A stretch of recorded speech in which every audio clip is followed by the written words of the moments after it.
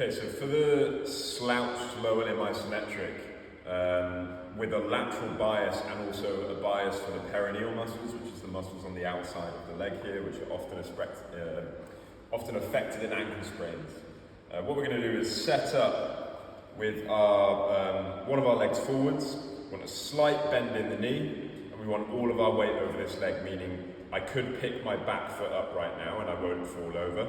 I've just got my toes and my back foot on the floor for balance. And if I turn this way and show you the setup, slight bend in the knee, and this back foot is just here for balance.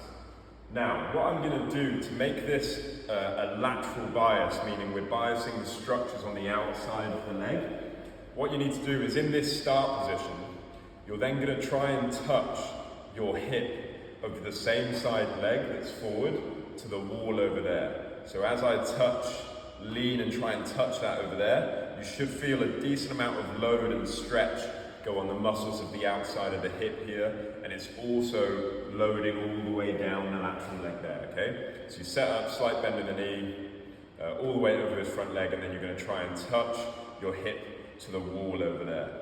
Now we're going to initiate the slouch movement. So I'm going to relax my neck, and I'm going to start slouching my back and reaching my fingertips down to the floor. The whole time I'm doing this, I make sure I'm keeping all the weight on this leg, I'm not starting to take weight on this back leg, and I make sure I keep this hip pushed out to the side over there.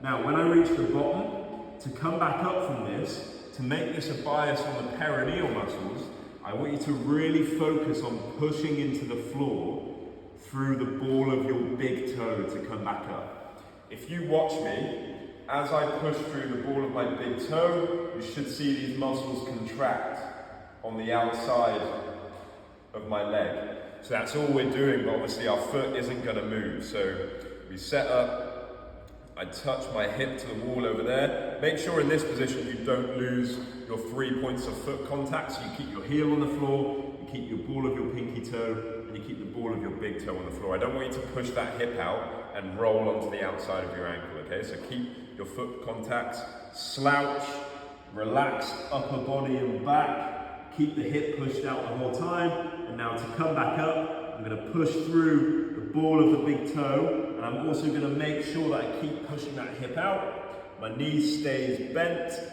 and I come back up here, okay? That's the last cue that I want you focusing on, is that as I'm down here, look, and I'm pushing back up, I don't want two things to happen. One, I don't want your back to straighten, you need to use your back to come out. I want you to be pushing through the ball of your big toe to help you get back up. And two, I don't want your knee to snap back. Okay, so as we're pushing back up, I'm pushing my hip towards you, the camera. I'm pushing my ball of my big toe through the floor. My knee stays bent, and then my hip comes through.